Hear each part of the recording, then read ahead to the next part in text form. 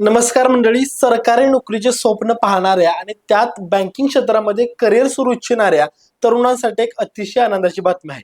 देशातील सर्वात मोठी बँक म्हणजेच रिझर्व्ह बँक ऑफ इंडियामध्ये बंपर भरती निघाली आहे. जर तुमचे शिक्षण फक्त पदवीपर्यंत झाले असेल आणि तुम्ही थेट मुंबईमध्ये किंवा तुमच्या आवडत्या शहरामध्ये सरकारी नोकरी मिळवू शकत असाल, तर या भरतीसाठी शैक्षणिक पात्रता नेमकी काय आहे आणि वयोमर्यादा नेमकी किती आहे आणि पगार नेमका किती मिळेल आणि यासाठी अर्ज नेमका कसा भरायचा हे सर्व माहिती जाणून घेऊया या व्हिडिओच्या माध्यमातून. रिझर्व्ह बँक ऑफ इंडियाने देशभरातील आपल्या विविध कार्यालयांसाठी सहाय्यक म्हणजेच असिस्टंट या पदासाठी तब्बल 650 रिक्त जागा जाहीर केल्या आहेत.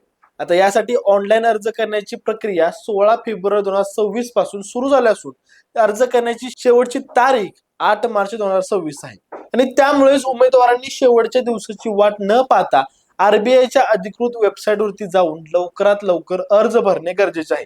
आता या पदासाठी निवड झाल्यानंतर सुरुवातीचे मूळ वेतन 29,000 रुपये प्रति महिना असेल आणि घर भाडे भत्ता असेल तसेच इतर भत्ते मिळून हा पगार सुमारे 58,514 रुपयांपर्यंत जाईल.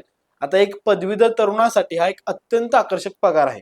आता या 650 जागांपैकी आपल्या महाराष्ट्रासाठी एक मोठी जमेची बाजू म्हणजे सर्वात जास्त 250 जागा एकट्या मुंबई कार्यालयासाठी आहेत. नागपूरसाठी 17 जागा आहेत. आता यासाठी कोण अर्ज करू शकतो ते पाहूया. उमेदवार कोणत्याही मान्यताप्राप्त विद्यापीठातून किमान 50% गुणांसह पदवीधर असावा.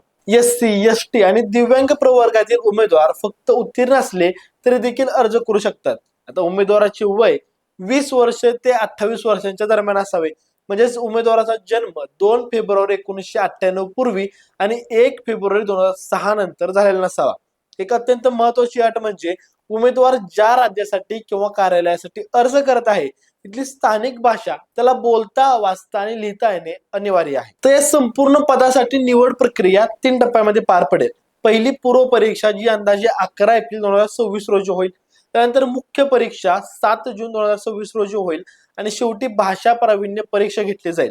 आता अर्ज करण्यासाठी तुम्हाला अधिकृत वेबसाईटवरती जाऊन भरती विभागामध्ये नवीन नोंदणी करावी लागेल आणि तिथे तुमचे नाव, मोबाईल नंबर आणि ईमेल आयडी टाकून पासवर्ड तयार करा. त्यानंतर तुमची शैक्षणिक पात्रता आणि इतर सर्व माहिती काळजीपूर्वक भरून तुमचा फोटो आणि स्वाक्षरी योग्य आकारामध्ये अपलोड करा.